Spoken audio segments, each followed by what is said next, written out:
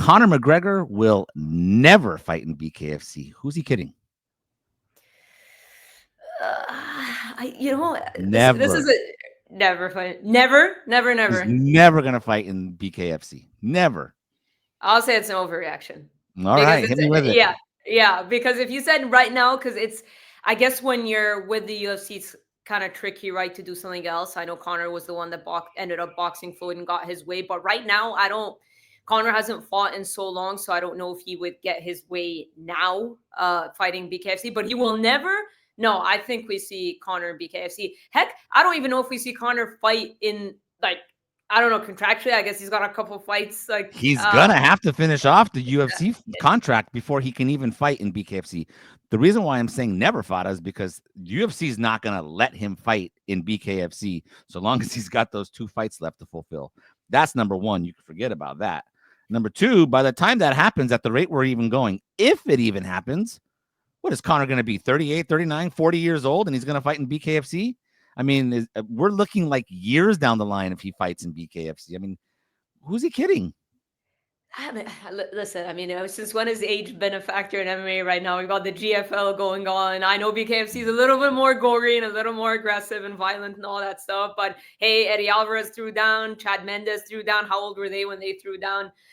I don't know. I'm not gonna. How can you take him serious? I can't take him seriously. How can you take anything Conor says seriously right now when it comes to fighting? Fair.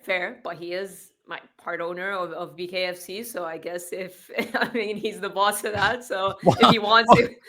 Well, and that's the other thing too. If he's an investor, he's a part owner in BK. I mean, that's a conflict of interest.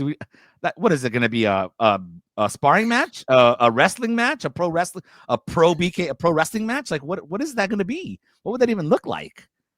I don't know. I mean, okay, yeah, but it's just nonsense. It's just nonsense. It sounds good. It keeps him in the headlines. It keeps us talking about him. Oh, he's going to fight BKFC. Oh, he might fight Mike Perry or Eddie Alvarez or, Jeremy Stevens. Yeah, it all sounds good. But, like, honestly, when it comes to fighting, there's nothing we can take Conor seriously about right now. Fair. I don't even imagine him in the octagon. Like, for me, on this, I don't know. But I'll just say this. I can envision him at some point fighting BKFC. Right now, if you told me before a UFC fight, I'd say that was an overreaction, but period, I don't know. I feel like we will. He's crazy enough to do it. I don't know how it would work, but I would say it's an overreaction. I think we see him fighting BKFC. We'll see.